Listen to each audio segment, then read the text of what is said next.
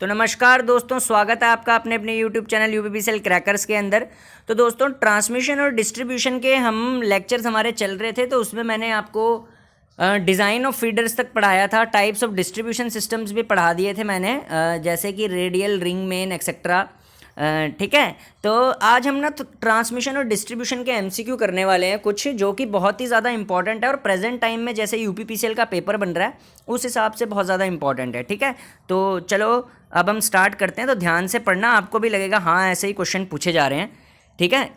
तो ज़रा देखिए, पहला क्वेश्चन है, dash is not the part of substation. और इस वीडियो को अपने फ्रेंड्स तक भी शेयर करना कि इनमें से कौन सा पार्ट सबस्टेशन का नहीं है। तो देखिए, आइसोलेटर सबस्टेशन में यूज़ होता है, बिल्कुल सही।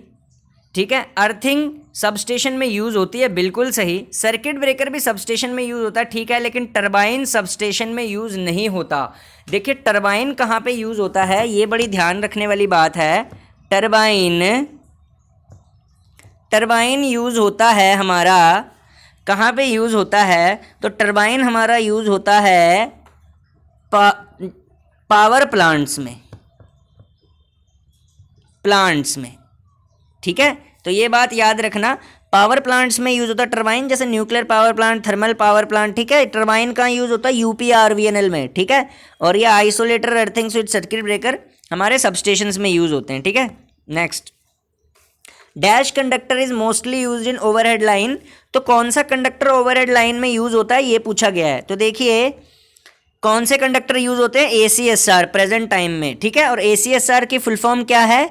Aluminium conductor steel reinforced. ठीक है। तो ACSR की फुल फॉर्म याद रखना। In a substation after opening dash is open. तो देखिए, सबसे पहले सबस्टेशन में ब्रेकर को ओपन करना पड़ता है, देन आइसोलेटर ओपन होता है। ठीक है। जब स्विच गियर पढ़ेंगे तब ये कॉन्सेप्ट आपका आएगा। ठीक है। स्विच गियर पढ़ाऊंगा जब, अभी तो ट्रांसमिशन एंड डिस्ट्रीब्यूशन चल रहा है, इसके बाद जनरेशन पढ़ाऊंगा, देन स्विच गियर पढ़ाऊंगा। तो ये क्वेश्चन याद रखना, इन अ सबस्टेशन पहले सर्किट ब्रेकर को ओपन करते हैं, देन आइसोलेटर ओपन होता है। ठीक है। तो हमारे पास क्या आ गया आंसर? ये। ठीक है, ए। नेक्स्ट है, what is the function of lightning arrester. देखिए, लाइटनिंग अरेस्टर का क्या फंक्शन होता है?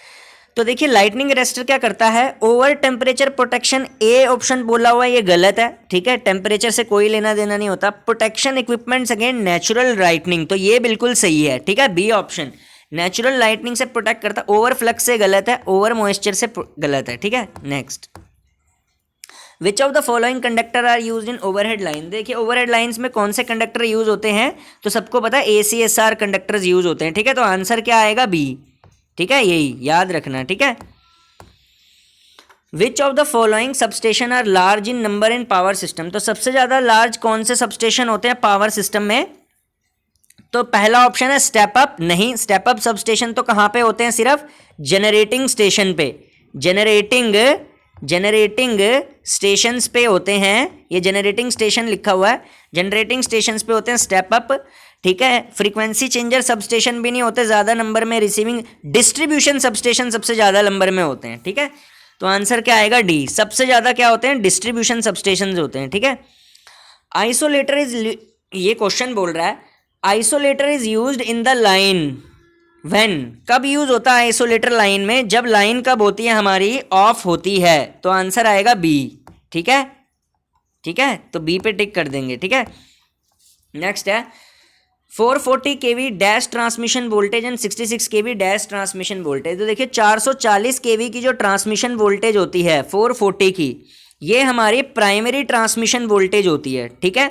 ये हमारी कौन सी होती है? प्राइमरी ट्रांसमिशन वोल्टेज होती है। और 66 क्या होती है? सेकेंडरी। याद रखना। और ये क्या होती है? प्राइमरी। ठीक है। तो आंसर क्या आएगा? ए। अरे यार, मार्कर चल जा, ए ऑप्शन। ठीक है। नेक्स्ट है, स्किन इफेक्ट डिपेंड ऑन। तो देखिए, स्किन इफेक्ट किस पे डिपेंड करता है? स्किन इफेक्ट मैंने पढ़ाया हुआ है, प्लेलिस्ट में जाके देख सकते हैं जिसने नहीं देखा पावर सिस्टम की। तो देखिए, साइज पे डिपेंड करता है, यस ए। फ्रीक्वेंसी पे डिपेंड करता है, यस ये। रजिस्टिविटी पे डिपेंड करता है, यस ये। ठीक है। और ऑल ऑफ द अबव। तो आंसर आएगा डी। सारे सही हैं इसके। ठीक है। PGCIL में भी आ सकता है यहां से question. Which of the following is not the part of a substation. इसमें से कौन सा सबस्टेशन का पार्ट नहीं है? तो देखिए, ट्रांसफॉर्मर, सबस्टेशन का पार्ट है, हाँ सबसे मेन इक्विपमेंट होता है ट्रांसफॉर्मर सबस्टेशन का, तो ये ऐसा आएगा ए, ठीक है। क्या आएगा आंसर ए, ठीक है। Circuit breaker yes, isolator yes, alternator नहीं है, अल्टरनेटर सबस्टेशन में यूज नहीं होता, ठीक है। अल्टरनेटर फिर से कहाँ पे यूज होता है बता देता हूँ, अल्टरनेटर कहाँ यूज होता है, अल्टरनेटर यूज होता है जनरेटिंग स्टेशंस में, जनरेशन में, ठीक है। अगेन यूपीआरवीएनएल या फिर एनटीपीसी में, ठीक है। Electrical power can be transmitted using, electrical power किससे ट्रांसमिट हो सकती है, तो देखिए ओवरहेड से बिल्कुल सही है, अंडरग्राउंड से बिल्कुल सही है, तो ए एंड बी आएगा, ठीक है, ए एंड बी आएगा इसका। Top wire of the high voltage transmission line, high voltage transmission line की टॉप मोस्ट वायर कौन सी होती है भाई, अर्थ वायर होती है, याद रखना डी ऑप्शन सही है, ठीक है। ऊपर के तीनों फेज होते हैं, एक बार इसका जरा क्लियर भी करा देता हूँ। ये टॉप मोस्ट वायर जो जाती है ना, जैसे ये आर हो गया, ये वाई हो गया, ये बी हो गया, इनके ऊपर अर्थ जाती है टॉप मोस्ट, ये वायर होती है अर्थ, ठीक है। Guy wire is employed for, guy wire किस लिए एम्प्लॉयड होती है, सपोर्ट करती है पोल को, तो ऑप्शन क्या आएगा सी, ठीक है, सपोर्ट द पोल, ठीक है। गाय वायर कैसे होती है, ये हमारा एक ये हमारा डेड एंड है लाइन का, ठीक है, ये रही ट्रांसमिशन लाइन जा रही है, यहाँ से ऐसे सपोर्ट करती है, ये होती है गाय वायर, ठीक है, ये होती है गाय वायर, ठीक है। लैचिंग रिलेज, ठीक है, तो कब करती है यार एक तो ना ये चलना, अब सही हो जाएगा। लैचिंग रिलेज का क्या काम होता है, hold their contact in position after the power is cut off, ये ध्यान रखना, पावर कट ऑफ अगर हो जाती है तब भी इनके कॉन्टैक्ट्स होल्ड रहते हैं अपनी पोजीशन पे, ठीक है। ये न्यू टाइप का क्वेश्चन है, लिख भी देता हूँ, न्यू आपको पता चल जाएगा न्यू। ये जो मेरा चैनल सब्सक्राइब नहीं ना कर रहे, ये अंधकार में है, अंधकार में, इनको पता नहीं है कि पैटर्न चेंज हो चुका है, अंधकार में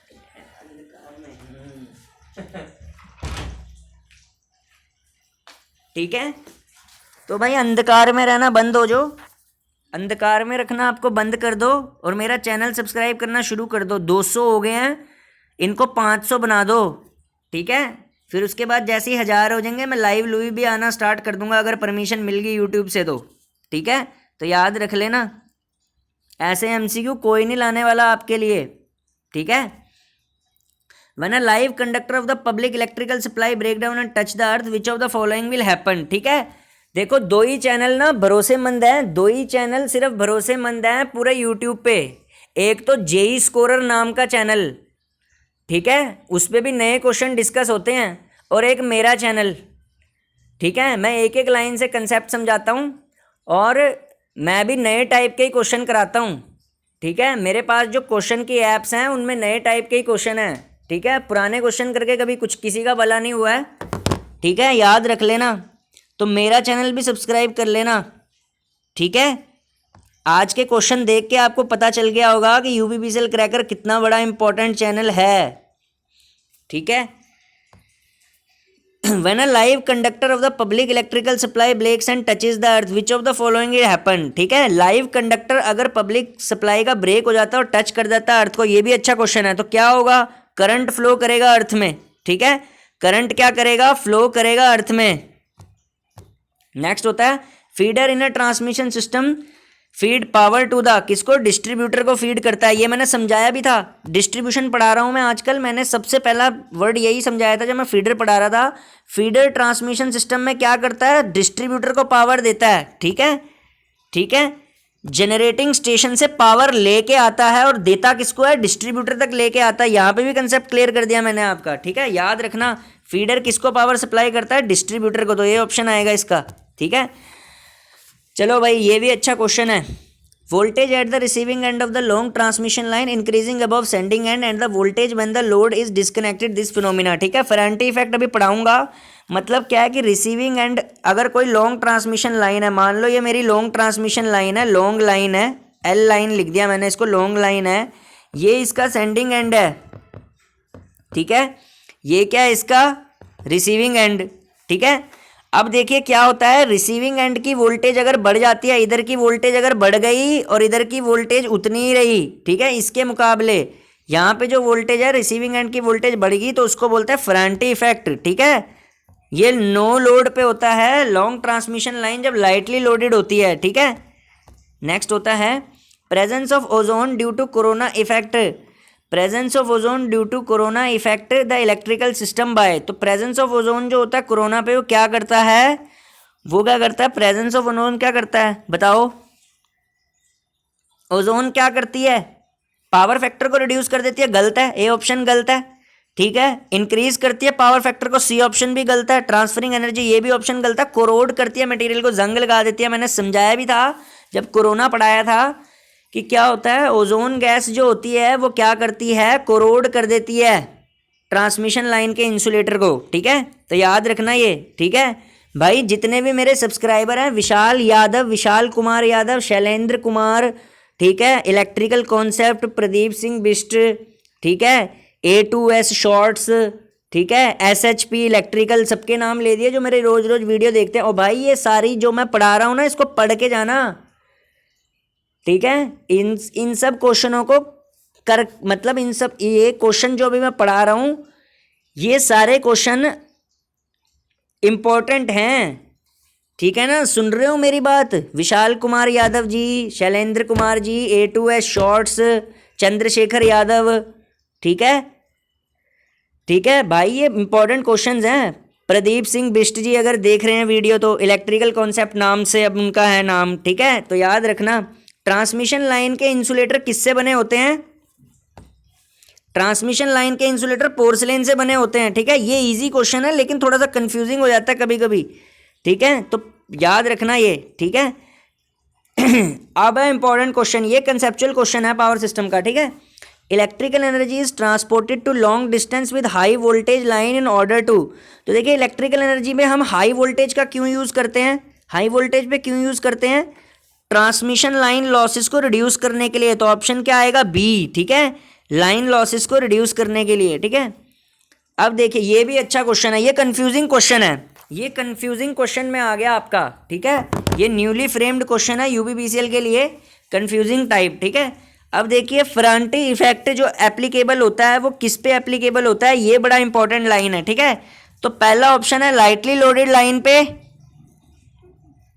एक सेकंड, पहला ऑप्शन है लाइटली लोडेड लाइन पे, यस, लाइटली लोडेड लाइंस पे भी और नो लोड लाइंस पे भी। तो आंसर आएगा ए और बी, ठीक है। तो याद रखना A and B is the right answer. किधर गया ये वाला, ठीक है। तो ऐसे क्वेश्चन कंफ्यूज करते हैं आपको, ठीक है। तो याद रख लेना, ये वाला अभी स्किप कर दो, अभी मैंने पढ़ाया नहीं है कंपनसेटर, जब कंपनसेटर पढ़ाऊंगा तभी समझ में आएगा ये, ठीक है। ये तो हो गया ये वाला। हाँ अब आया question, sag produced in a conductor of a transmission line depend upon.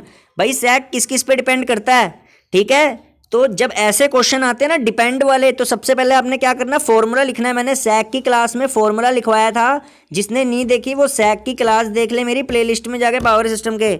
सैग क्या होता है, WL²/8T, ठीक है। L क्या होती है, स्पैन लेंथ, T टेंशन। अब देखो वेट पे डिपेंड कर रही है सैग, यस। तो ऑप्शन क्या हो गया, यहाँ पे लिख देते हैं इसको सही से, अरे यार, सैग WL²/8T, ठीक है, ठीक है। तो वेट पे डिपेंड कर रही है, यस, ए ऑप्शन, ठीक है। एल पे डिपेंड कर रही है, लेंथ ऑफ कंडक्टर पे, यस। टेंशन पे डिपेंड कर रही है, यस। तो D, all of the above, ठीक है। सारे ऑप्शन सही हो जाते हैं, ठीक है। अब आया भाई यूपीपीसीएल टाइप क्वेश्चन कंफ्यूजिंग, ठीक है, ध्यान रखना। Isolator is installed. आइसोलेटर कहाँ पे इंस्टॉल्ड होता है, कहाँ पे इंस्टॉल्ड होता है आइसोलेटर, कहाँ पे इंस्टॉल्ड होता है, कहाँ पे इंस्टॉल्ड होता है, generally on both side of circuit breaker. ये याद रख लेना, आइसोलेटर इंस्टॉल्ड होता है बोथ साइड्स पे, सर्किट ब्रेकर की बोथ साइड्स पे इंस्टॉल्ड होता है। तो आंसर क्या आएगा, सी, ठीक है। नेक्स्ट है EHV system is generally used for. Extra high voltage system किस लिए यूज होता है, EHV सिस्टम कहाँ पे यूज होता है, एक्स्ट्रा हाई वोल्टेज कहाँ पे यूज होता है, ट्रांसमिशन के लिए यूज होता है। किसके लिए यूज होता है, ट्रांसमिशन के लिए। EHV ट्रांसमिशन सुनी होगी आपने, EHV जनरेशन नहीं सुनी होगी। जनरेशन तो कम वोल्टेज पे ही होती है, जनरेशन कितने पे होती है, यहाँ पे मैंने नोट्स भी ऐसे ऐसे करके बता रहा हूँ। जनरेशन 11 kV पे होती है, ठीक है। यूटिलाइजेशन कितने पे होती है, 230 वोल्ट तक या 440 वोल्ट तक, ठीक है, यूटिलाइज कौन करता है? कंज्यूमर इंडस्ट्रीज, ठीक है, ठीक है, यूटिलाइज कौन करता है? कंज्यूमर इंडस्ट्रीज, ठीक है। और डिस्ट्रीब्यूशन भी कितने पे होती है? डिस्ट्रीब्यूशन भी लो वोल्टेज पे ही होती है, ठीक है। तो ट्रांसमिशन आएगा आंसर, ठीक है। तो ऐसे क्वेश्चन ऐसे होगा, ऐसे एलिमिनेट करते हैं, ठीक है।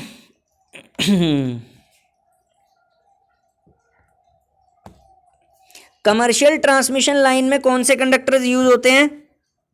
ठीक है, ये है क्वेश्चन। कमर्शियल ट्रांसमिशन लाइन में कौन से कंडक्टर यूज होते हैं? याद रखना एल्यूमिनियम, ऐसे क्वेश्चन आ जाते हैं। कमर्शियल ट्रांसमिशन लाइंस का याद रखना, कमर्शियल ट्रांसमिशन लाइन में एल्यूमिनियम यूज होता है, ठीक है, बी ऑप्शन।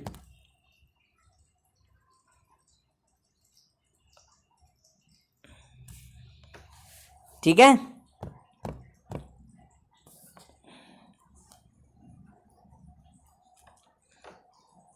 ठीक है। आ गया भाई बाप सारे क्वेश्चनों का UPPCL type. Sag is independent of, ध्यान से पढ़ना, सैग किससे इंडिपेंडेंट होती है? फिर अगेन ऐसे क्वेश्चनों में क्या करना पड़ता है? पहले फॉर्मूला लिखना पड़ता है, जरा फॉर्मूला लिखो। सैग क्या होता है? WL²/8T। अब देखो सैग में लेंथ आ रही है, बिल्कुल लेंथ आ रही है, तो ए ऑप्शन तो सही हो गया। टेंशन आ रही है टी, यस आ रही है, सी ऑप्शन सही हो गया। लेकिन लाइन वोल्टेज नहीं आ रही कहीं सैग में, सैग में WL²/8T, ठीक है, 8T लाइन वोल्टेज कहीं नहीं आ रही सैग में, ठीक है। तो ऑप्शन क्या आएगा इसका? बी, ठीक है, लाइन वोल्टेज से इंडिपेंडेंट है। कहीं आपको फॉर्मूले में दिख रहा है लाइन वोल्टेज? नहीं दिख रहा। अब तो यकीन हो गया आशीष सर पे। कभी यार तारीफ भी कर दिया करो, कभी लाइक भी कर दिया करो। मतलब यार इतनी मेहनत करता हूँ मैं, आपने आज तक कभी ये नहीं बोलते। बाकी चैनलों पे उनके स्टूडेंट्स थैंक्स बोलते हैं कि यार अच्छी वीडियो लगी है, ये वीडियो लगी है, 50-50 कमेंट्स होते हैं। मेरे पे तो यार लाइक तक नहीं होते, कमेंट्स तो दूर की बात होती है। अगर आपको चैनल अच्छा लग रहा है, सेशन अच्छा लग रहा है, मेरे को मोटिवेशन तो दो, लाइक करो, फ्रेंड्स के साथ शेयर करो, ठीक है। नीचे कमेंट लिखो सर हाँ अच्छा लगा और एमसीक्यू लेके आओ, उस सब्जेक्ट पे एमसीक्यू लेके आओ। कुछ भी नहीं पूछते यार आप तो मेरे से, मैं तो बस वीडियो डाल के चला जाता हूँ, आप देखते हो, खाना पूर्ति सी करके चले जाते हो। और भाई मैं सीरियसली पढ़ा रहा हूँ इस चैनल पे। अगर मैं सीरियसली ना पढ़ाता तो रोज वीडियो लेके आता। रोज क्या, एक दिन में 3-3 वीडियो, कम से कम 150 से ऊपर वीडियो डाल चुका हूँ। 150 से ऊपर वीडियो पे तो कम से कम 2-3 क्या 10,000 सब्सक्राइबर हो जाते हैं। मेरा तो चैनल का नाम ही नहीं आदों को पता नहीं क्यों। और जो मेरे डेली के सब्सक्राइबर हैं वो भी यार कुछ बोलते नहीं कि यार सर अच्छे लगे एमसीक्यू और कराओ एमसीक्यू, तब तो मैं कराऊंगा ना। कुछ फीडबैक खुद से भी तो डालो। नीचे कमेंट का सेक्शन होता है, उस पर कमेंट तो किया करो यार। अब जो वीडियो देख रहा है उन सबके कान खुल गए होंगे, तो बोला करो कि सर मेजरमेंट पढ़ा रहे हो, मेजरमेंट पढ़ाने के बाद एमसीक्यू भी लाना उसके, बोलो तो यार लाऊंगा मैं एमसीक्यू, क्यों नहीं लाऊंगा, ठीक है। अब देखो कितने अच्छे एमसीक्यू लेके आए। इसी वीडियो को कर दोगे ना, कॉन्फिडेंस बिल्डअप हो जाएगा आपका कि नहीं यार कर सकता हूँ मैं, ठीक है। और जो नए लड़के हैं उनके लिए बहुत इंपॉर्टेंट है, जो नए कंपटीशन में आए हुए हैं, विशाल कुमार यादव टाइप और विशाल कुमार, 2 विशाल हैं, एक विशाल यादव है और विशाल कुमार यादव हैं, ठीक है। ये दोनों ही फ्रेशर स्टूडेंट्स हैं, इनको ज़्यादा तजुर्बा नहीं है अभी कंपटीशन का, तो ये भी अच्छा कर सकते हैं, ठीक है। और जो पहले से स्ट्रगल कर रहे हैं उनके लिए भी है ये चैनल, ठीक है। अगर सप्लाई फ्रीक्वेंसी बढ़ती है, अब क्वेश्चन जरा ध्यान से समझिए यहाँ पे, सप्लाई फ्रीक्वेंसी अगर बढ़ेगी तो स्किन इफेक्ट पे क्या फ़र्क पड़ेगा? तो स्किन इफेक्ट भाइयों सप्लाई फ्रीक्वेंसी बढ़ने से बढ़ता है, ठीक है, इंक्रीज्ड। ऑप्शन क्या आएगा? सी, ठीक है। स्किन इफेक्ट याद रख लो। एक तो यार ये स्किन इफेक्ट डायरेक्टली प्रोपोर्शनल होता है फ्रीक्वेंसी पे, ठीक है। तो आज के लिए धन्यवाद, इतना ही। नेक्स्ट में आगे के फर्दर एमसीक्यूज करेंगे।